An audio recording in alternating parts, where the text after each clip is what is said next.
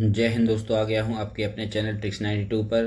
तो आज दोस्तों बात करते हैं भारतीय संविधान के भाग के बारे में कि किस भाग में क्या लिखा है और वह किस अनुच्छेद से लेकर किस अनुच्छेद उसको दिया गया है। आई होप इसको समझे होंगे। तो अब देखते हैं भाग एक में क्या लिखा है। तो भाग एक में लिखा है कि संघ और उसके राज्य क्षेत्र। ठीक है, यह आर्टिकल आता है अनुच्छेद 1 से लेके 4 तक। ठीक है, भाग एक यहाँ पे खत्म हो जाएगा। दूसरा भाग कहता है नागरिकता का उल्लेख, यानी नागरिकता किसमें बताई गई है। तो आर्टिकल नंबर अनुच्छेद 5 से लेके 11 तक इसको बताया गया है नागरिकता के बारे में। नेक्स्ट भाग 3 में दिया गया है मौलिक अधिकार का प्रावधान। यह अनुच्छेद 12 से लेके 35 तक इसको हम पढ़ेंगे मौलिक अधिकारों को। नेक्स्ट भाग 4 के बारे में बात करते हैं। तो भाग 4 में नीति निर्देशक तत्व दिए गए हैं। इनको हम आर्टिकल अनुच्छेद 36 से 51 तक पढ़ेंगे या पढ़ सकते हैं। नेक्स्ट है भाग 4A या ए में। इसमें मौलिक कर्तव्य दिए गए हैं जो आर्टिकल नंबर अनुच्छेद 51A में दिए गए हैं।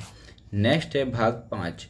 भाग 5 में संघ संबंधित प्रावधान दिए गए हैं जो आर्टिकल 52 से लेके 151 तक दिए गए हैं।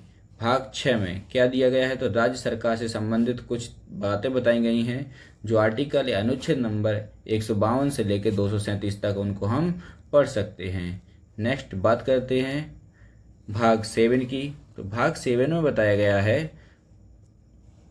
पहली अनुसूची के भाग खा के राज्य। ठीक है, इसको आर्टिकल नंबर 238 में पढ़ेंगे। नेक्स्ट है भाग 8 में क्या दिया है। तो संघ राज्य क्षेत्र के बारे में बताया गया है जो आर्टिकल 239 से लेके 242 तक इसको हम पढ़ेंगे। नेक्स्ट बात करते हैं इसके भाग 9 के बारे में। तो भाग 9 में पंचायत के बारे में दिया गया है जो आर्टिकल नंबर 243 से ए से ओ तक इसको प्रावधान दिए गए हैं।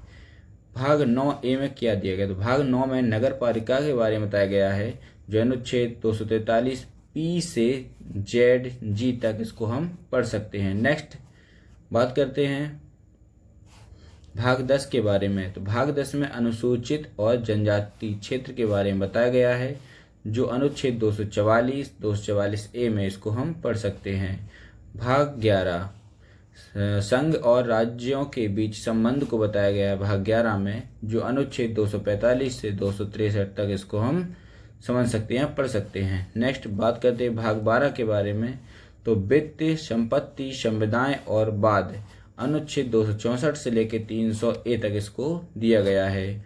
भाग 13 में क्या दिया है। तो भारत के अंदर व्यापार, वाणिज्य और समागम के बारे में बताया गया है जो अनुच्छेद 301 से लेकर 307 तक इसको दिया गया है। भाग 14 में दिया गया है संघ और राज्यों के अधीन सेवाएं जो आर्टिकल नंबर आती हैं 308 से लेकर 323 तक 308 से लेकर 323 तक हम पढ़ेंगे भाग 14 को, जो संघ और राज्यों के अधीन जो सेवाएं होती हैं उनके बारे में बताया गया है। नेक्स्ट बात करते हैं भाग 14A के बारे में। तो 14A में दिया गया है अधिकरण। ठीक है, क्या दिया गया है 14A में। अधिकरण, ट्राइब्यूनल्स, जो अनुच्छेद 323AB में दिया गया है, 323AB। नेक्स्ट बात करते हैं भाग 15 के बारे में। तो निर्वाचन के बारे में बताया गया है जो आर्टिकल नंबर आता है 324 से लेके 329 तक। नेक्स्ट बात करते हैं भाग 16 के बारे में।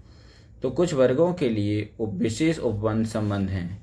कुछ वर्गों के लिए विशेष उपबंध संबंध जो आर्टिकल नंबर 330 से 342 तक आता है। नेक्स्ट भाग 17 के बारे में बात करेंगे।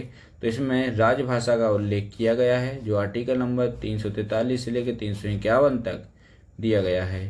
भाग 18 में आपातकाल संबंधित उपबंध दिए गए हैं जो अनुच्छेद 352 से लेकर 360 तक इसको हम समझ सकते हैं। नेक्स्ट बात करते हैं भाग 19 के बारे में। इसमें प्रकीर्ण के बारे में बताया गया है जो आर्टिकल नंबर आता है 361 से लेके 367 तक। नेक्स्ट भाग 20 के बारे में बात करते हैं। तो संविधान संशोधन संबंधित प्रावधान इसमें दिए गए हैं जो अनुच्छेद 368 से संबंधित है। इंपॉर्टेंट है काफी भाग 20। बात करते हैं भाग 21 के बारे में। अस्थायी संक्रमणकालीन और विशेष उपबंध जो दिए गए हैं वो 369 से लेकर 392 तक उसको वो पढ़ सकते हैं। नेक्स्ट बात करते हैं भाग लास्ट है 22 नंबर का भाग। ठीक है, तो इसमें लिखा गया है संक्षिप्त नामों का वर्णन हिंदी में प्राधिकृत पाठ और निरसन। जो आर्टिकल नंबर 393 से लेकर 395 तक इसको हम पढ़ सकते हैं। आई होप यह भाग जो संबंधित था संविधान से रिलेटेड था, अगर आपको एक एक भाग अगर याद करना है तो आप इस वीडियो के माध्यम से इसको अच्छे से समझ पाएंगे और इसको लर्न भी कर पाएंगे। Thank you. जय हिंद।